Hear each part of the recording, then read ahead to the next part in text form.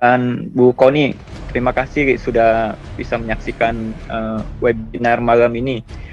Saya tahu beritanya Putin itu punya target 9 Mei perang sudah harus dia menangkan gitu kan, Rusia, karena sudah 2 bulan lebih.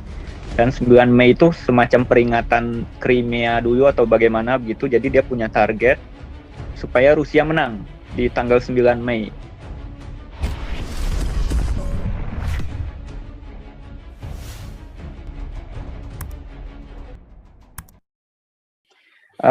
Bagaimana Bu Koni melihat jika nanti memang ternyata ada pengumuman menang perang dari Presiden Rusia Vladimir Putin?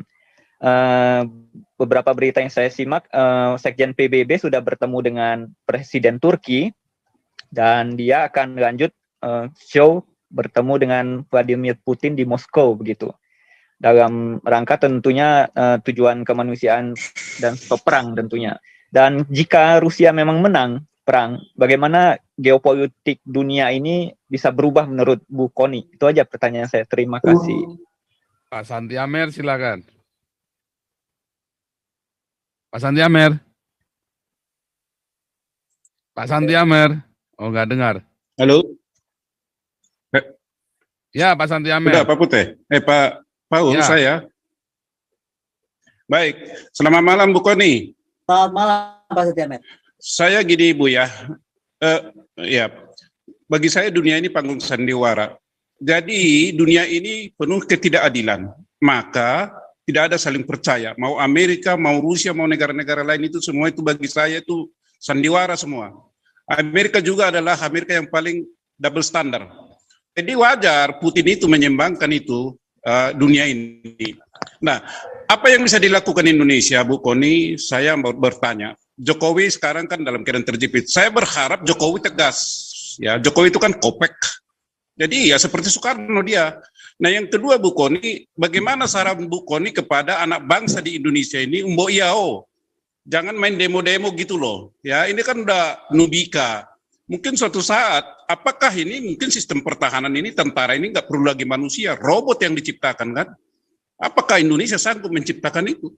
Robot-robot dan di mana tempat bunker-bunker di mana ini bangsa Indonesia bisa sembunyi. Yang ketiga Bu Koni, ini sangat Bu Koni tadi kan udah bilang itu secara spesifiknya itu bisa diciptakan virus atau biological weapon untuk suatu etnis tertentu. Itu kan luar biasa itu Bu ya. Jadi yang diserang itu nanti mungkin golongan darah ini itu saja yang mati, yang lain hidup. Nah, bagaimana menurut Bu Koni persiapan Indonesia untuk mengantisipasi itu? Terima kasih Bu Koni. Terima kasih Pak. Oke, ini ada Pak Supriyadi dari tadi juga ngangkat tangan tuh, kasihan Pak Supriyadi ya. Ini kloter selanjutnya Pak Supriyadi. Ini Pak Bobi dulu nih, Pak Bobi yang dari itu 3 kali pertemuan dengan Ibu Koni kelewat terus ini. Oh, oke, siap. Pak Bobi silakan. Kasihan dia. Kalau secara organisasi apa sih sumbangsihnya si non-alignment movement tersebut Bu ya, terhadap perdamaian dunia dalam 10 tahun terakhir inilah, khususnya kalau kita fokuskan pada konflik Ukraina Rusia ini yang pertama Bu ya.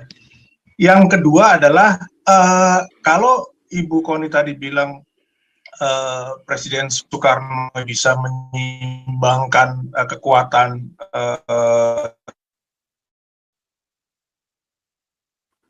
bisa keluar dari PBB dan melobi Putin dan juga bisa melobi Zelensky ya, yaitu Israel Bu. Apakah kalau pertanyaan konyolnya adalah apakah Israel bisa kita daulat sebagai negara non-blok Bu, kekuatan non-blok baru karena dia bisa punya jaringan di 3 negara tersebut Bu untuk memecahkan masalah konflik antara Ukraina dan Rusia. Itu aja sih Bu. Ya, makasih Pak Bobi. Oke, satu lagi ini ya Pak Supriyadi nih. Lanjut ya terakhir. Malam Ibu Koni. Malam Pak Supriyadi. Halo. Saya mau bertanya singkat aja Bu. Rusia ini kan juga sempat ya untuk beberapa waktu yang lalu itu mendesak negara-negara Asia juga atau negara-negara lain untuk tegas gitu loh posisinya. Apakah mereka mendukung atau mengecam gitu loh tindakan dilakukan oleh Rusia. Terus saya baca juga di beberapa berita media juga ini kan Rusia juga sangat tajam ya beberapa waktu ini ke negara Jepang gitu, yang tentunya kita tahu Jepang ini negara Asia gitu. Seandainya maksudnya ketika Rusia ini istilahnya berkonflik dengan negara Asia juga, merembet sampai ke Asia, dampaknya itu ke Asia Tenggara sama ke Asia ini bagaimana? Karena kita tahu juga karena di Asia ini kan ada penguasanya juga, Bu, gitu. Seperti istilahnya kayak konflik mungkin antar negara, batas Teritori. negara. Ya, konflik ini apakah ada pengaruhnya juga dengan, kita tahu sendiri kalau Ukraina juga kaya minyak ya, Bu, kaya sumber daya alam gitu. Apakah Rusia juga ada kepentingan lain? Maksudnya analisa Ibu itu, apakah Rusia ini menginginkan sumber daya mineralnya yang dimiliki oleh negara Ukraina gitu, Bu? Saya kira itu aja, Bu. Terima kasih, Bu. Oke, langsung Ibu Koni. Nanti terakhir Bung Beta ya. Ini kelihatannya Ibu Koni silakan. Oh iya, pertanyaan terakhir ya. Sekali lagi deh semuanya karena saya ya, Bung Beta deh sekalian, Bung Beta, lanjut. Ya. Ya, Shalom Papal. Ini Shalom, yang akan menilai kita di Amerika, ada channel Beta Maluku juga ya. Ini tadi Pak Robert, Bung Beta itu ada di Amerika semua lokasinya. Silakan Bung Beta. Thank you Papal. Kumaha eta damang Bu Koni. Lu Ambon sok Damang enggak lu, Ambon juga. Kan 6 tahun di Bandung saya. Ya ini yang dilakukan korek saya kalau salah Bu Koni. Ini kan Putin lakukan ini how to balance the world's power ya between East and West ya Bu Koni ya. Nah saya mau lihat posisi Indonesia nih dari pemikiran Bu Koni ya, to be more realistic ya. Apa sih yang bisa dilakukan oleh Indonesia nih, dan serta bagaimana Indonesia memposisikan dirinya dalam menyikapi peperangan Rusia dan Ukraina ini, Bu Koni. Mungkin itu aja, Bu Koni.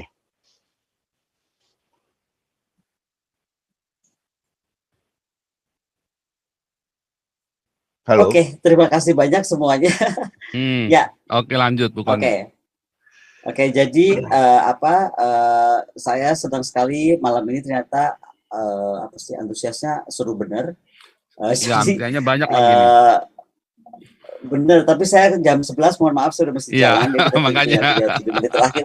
Iya, saya mesti bobo karena besok pagi rapat pagi. Tapi intinya begini, tentang pertanyaan kalau misalnya tanggal 9 Mei moga-moga lebih cepat Rusia itu bisa misalnya dianggap pemenang, maka menurut saya ya pasti kita semua mesti bersyukur bahwa semua dunia ini akan jadi aman. Karena sekarang tuh dampaknya secara ekonomi sudah sangat parah, secara sistem logistik dunia juga sudah sangat terganggu karena perang ini gitu. Jadi yang tidak berperang pun terdampaknya sangat signifikan. Jadi the faster the war ended, mau menangnya dimanapun itu akan lebih bagus buat dunia. Makanya kita dukung betul siapa saja ya kan, baik eksekutif ataupun mungkin perorangan ataupun siapa yang mau melakukan apa terhadap rakyat tersebut. Kembali kepada Indonesia mesti melakukan apa, saya kira tadi saya sudah cukup menjelaskan. Jangankan kita, Dubes Ukraine aja kirim surat nggak dijawab, tidak direspon, ya kan? Maka yang kita bisa lakukan, apa yang kita bisa lakukan? Gitu. Dengan kelompok kita, dengan lingkungan kita, melakukan sesuatu, tadi saya sudah jelaskan, bahwa kita akan mencoba bergerak paling tidak dalam aspek kemanusiaannya. Gitu. Karena kalau dari aspek politiknya, ini sangat tingkat tinggi. Menurut saya yang perang itu sebenarnya Amerika. Kalau menurut saya ini sekali lagi. Ada Amerika terhadap Rusia tapi menggunakan orang tengah, which is Ukraine terjebak ke dalamnya. Ukraine itu juga mungkin somehow ya kan menikmati kali peran itu, saya nggak tahu juga kenapa gitu. Kalau saya baca misalnya Zelensky bisa punya rumah di Tuscany 15 kamar, kan saya jadi bingung. Ini perang tuh emang disengaja supaya bisa punya kamar 30 atau gimana gitu. Karena di mata saya kalau Putin kaya pantas, karena Putin udah lama pernah berapa kali jadi presiden, tapi kalau Zelensky bisa punya rumah 15 kamar di Ukraine, di Tuscany, itu buat saya question mark. Jadi gini loh, di belakang perang tuh pasti ada senjata perang. Di dalam senjata perang itu pasti ada komisi senjata gitu kan. Iya, artinya ada uang. Jadi jangan sampai perang ini dipelihara hanya untuk kepentingan kelompok atau individu tertentu. Jadi tugas kita bersama segera mengakhiri perang ini karena dampaknya akan parah.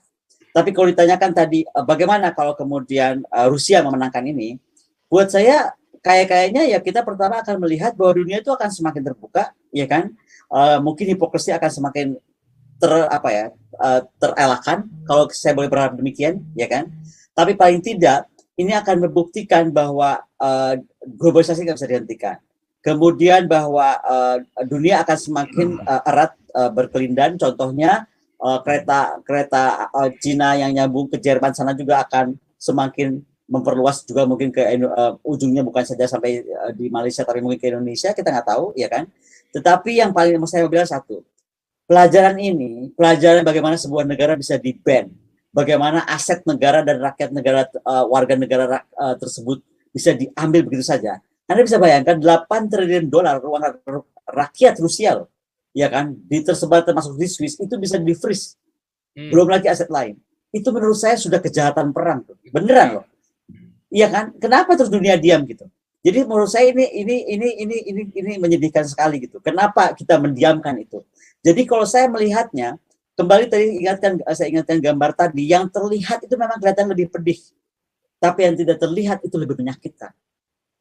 Benar, dari aspek ekonominya gitu. Apa yang bisa dibikin di Rusia? Semua dime sistemnya dimatikan kok. Ini pun militer pun mungkin udah terakhir gitu. Jadi kalau saya bilang siapapun bisa memberhentikan perang itu bagus, dan semoga kita juga bisa bergerak melakukan sesuatu untuk menghentikan itu. Nomor 2 adalah bagaimana kalau ini terhenti maka akan membuat konfigurasi baru. Di minggu pertama perang, Israel langsung duduk bersama dengan Timur Tengah. Mereka akan bikin fakta Timur Tengah aja di bawah keterusan, ya kan? Indonesia, kawasan ini siapa? Apakah kita akan duduk dengan Cina bersama India? Jadi regional ini akan terbangun keseimbangan kekuatan atau apa, regional equilibrium. Bahasa kerennya regional equilibrium itu bahasa Pak Martin Terlegawa. Tapi kalau bahasa Tan Malaka itu sederhana. Tan Malaka itu pernah bilang, ketika anjing sama besar, dia nggak akan saling gigit. Makanya regional itu mungkin sama-sama besar aja, supaya nggak ada lagi kejadian seperti sekarang, satu digigit oleh yang lain. Nah, bagaimana regionalisasi ini bisa dibikin? Apakah non-blok itu akan, pertanyaan Pak Bobi, apakah non-blok masih sama atau tidak? Saya nggak tahu, tetapi paling tidak di belakang layar yang ini nggak mungkin tidak terlalu banyak diketahui. Contohnya saya sekarang sudah mulai terlibat banyak dari Prancis menghubungi untuk menghidupkan kembali semangat Asia Afrika, konferensi Asia Afrika Bandung.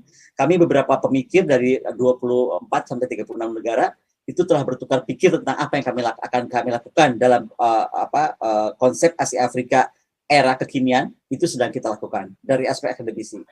Kalau dari aspek saya sebagai akademisi yang dianggap juga mampu berdiplomasi, saya sudah diundang oleh pihak G20 India, karena India tahun depan akan memegang presidensi dari G20 setelah Indonesia. Maka pihak India itu sekarang mengundang beberapa tokoh Indonesia, termasuk saya diantaranya, untuk ke India di bulan Agustus, untuk membawa pesan apa, yang ada PR apa yang tersisa kira-kira di G20 kita tahun ini, yang harus kemudian diteruskan oleh G20 di India. Saya mau cerita ini adalah seperti ini. Ternyata semua negara itu aware akan apa yang terjadi. Bayangkan G20 kita ini belum kejadian, kita aja masih pusing kok mikir diundang enggak, diundang gimana. Itu India udah siap-siap. Oke, menurut kamu apa yang akan dibicarakan? Kemudian kita mesti nerusin apa? Gitu. Karena melihat tantangan ke dunia yang semakin berat, karena peserta G20 ini total adalah konten 2/3 umat manusia, gitu kan. Ya, ini juga yang mau saya bilang bahwa sikap dari Ibu Menteri Keuangan kita sangat angkat topi, ya kan. Beliau bisa bersikap sangat tegas, dan ini sebenarnya semakin memperlihatkan kemunafikan ya. Kalau menurut saya, kalau kita biarkan aja, siapa yang mau datang silahkan, enggak siapa, akan kelihatan. Yang selama ini ngomong besar untuk mewujudkan ekonomi dunia tuh, kalau dia tidak datang berarti dia cuma lip service. Karena kalau dia datang, ya kan, dengan ada tidaknya perang Rusia-Ukraina ini, tidak datang untuk bereskan pesan G20 itu untuk masalah global ekonomi gitu kan, ya mereka harus datang. Kalau mereka nggak datang berarti ya mereka lip service untuk katanya memikirkan kemajuan ekonomi dunia. Dan artinya mereka nggak usah ribut kalau obor mau ngapain, kalau BRI mau ngapain. Karena menurut saya itu kadang-kadang jadi lucu, obor diributin, BRI diributin, tapi terus what did they do gitu, ya kan? Jadi ke depan sekali lagi saya pikir akan ada perubahan besar Asia Pasifik. Kalau sampai Rusia betul-betul memenangkan perang, mungkin saja juga mata uang baru akan lahir. Kita nggak tahu, namanya Euro kali, Yuan Rubel bergabung, kita nggak ngerti. Tapi hal-hal itu bisa terjadi. Tapi yang pasti, menurut saya yang harus kita tuju adalah sepertinya memang keseimbangan kawasan. Karena dari hari ini kita belajar, seminggu saja perang Rusia-Ukraine, Israel sudah duduk dengan Timur Tengah. Buat saya itu sebuah langkah gigantic ya. Indonesia kalau tidak melakukan langkah apapun agak ajaib, karena kita harus sadar kita sudah dikepung sangat oleh kekuatan FPDA, kekuatannya AUKUS, kekuatannya negara-negara yang kita sebut coalition of the willing tadi lah, Amerika dan kawan-kawan. Sementara kita sendiri masih gamang sifatnya atau gampang terombang-ambing oleh isu Cina yang terus digembar-gemborkan. Terakhir, sebelum saya pamit, isu Taiwan. Kita jangan terbawa-bawa merasa bahwa kemudian Cina akan attack Taiwan. Karena kalau PBB ada dan berfungsi, Taiwan itu beresnya gampang banget kok. Amerika ini harus kita paksa. Dia ini mau one China policy atau two China policy. Jangan mulutnya one China policy, tapi dia memperlakukan Taiwan itu seperti negara. Kalau Taiwan adalah negara, sekarang juga Taiwan kita masukkan ke PBB, kita dudukan mereka sebagai negara. Tapi kalau hanya one China policy, berhentilah Taiwan itu dianggap negara, berhenti dia di support semua alat perangnya dan lain-lain, anggap itu internal affairs-nya China. Silahkan dia bereskan sendiri. Kita nggak boleh ikut campur. Gitu. Jadi the hypocrisy of PBB juga itu mesti kita kejar, termasuk kasus Taiwan. Karena kalau de facto Taiwan itu semua pulau-pulau yang ada sekarang di 9 or 11 dash line itu semua bukti otentiknya dari Taiwan dibawa oleh Chiang Kai-shek. Dan itu mudah untuk cari ke Taiwan, ya kan? Jadi kayak mobil gitu Pak Zhang, mobilnya kita pegang gitu. Tapi kalau BPKB-nya ada di orang lain kan sama aja mobilnya cuma kita bohong-bohongan gitu. Ya. Oke, jadi sekali lagi. Bukan nih terakhir. Ya, Apa keuntungan Indonesia sebagai negara yang bisa didapat? Kerugian tentu tidak ya, mungkin efek ekonomi aja. Semua merasakan dari perang Rusia sebagai apa ini. nih?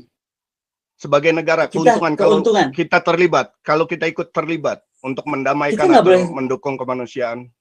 Oh gini, kalau mendukung kemanusiaan dan perdamaian sudah pasti Pak, karena dampaknya ini tuh ke dunia bukan saja Indonesia. Jadi pasti kita akan mendapatkan keuntungan. Apakah misalnya sekarang tuh gandum itu menjadi masalah besar, besok mungkin kita bisa makan super mie kalau ini perang kelamaan, gitu kan? Atau apapun yang terkait minyak atau apapun itu. Tapi terutama juga yang terkait tentang raw materials, ada beberapa industri kita akan mati segera, misalnya industri mobil juga karena supaya terbesar dari Rusia dan lain sebagainya. Apalagi industri pertahanan kita juga akan pasti terdampak. Jadi intinya adalah kita berpikir untuk dunia, maka pasti Indonesia juga akan mendapatkan kredit. Ya kredit. I don't need the kredit Pak. Sebenarnya lebih kepada kita sendiri aman lah, keamanan sendiri dari aspek dampak atau spillover perang ini yang berkepanjangan, karena sekali lagi yang paling parah adalah terhadap dampak shock terhadap sistem logistik dan juga supply dunia. Saya kira itu saja, sudah jam 11, saya senang sekali bisa bergabung lagi dengan Pastor Terima kasih Bu Koni. Tapi ya minta maaf teman-teman yang lain giliran ya, kali ini banyak yang ketinggalan.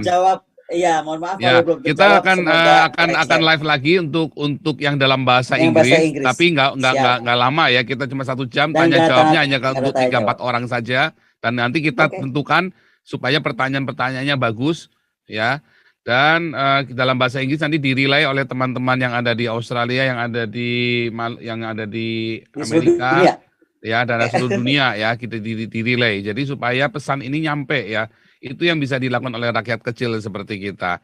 Terima kasih Ibu Koni, luar biasa sekali. Selamat malam. Luar biasa. Semuanya. Oke, tetap semangat, tetap sehat, Tuhan Yesus memberkati. Doanya ya. Oke, shalom, bye. Oke, kita lanjutkan menggubrak-gubrak lagi. Kita akan dukung Ibu Koni menjadi Menteri Luar Negeri ya. At least jadi Menteri Luar Negeri. Kalau saya malah jadi presiden lagi lah Pak. Itu. Kalau berharap bisa jadi presiden atau wapres ya. Wapres Pak. Ya makanya ini kalau ada ya udahlah, saya speechless dah ngomongnya dah.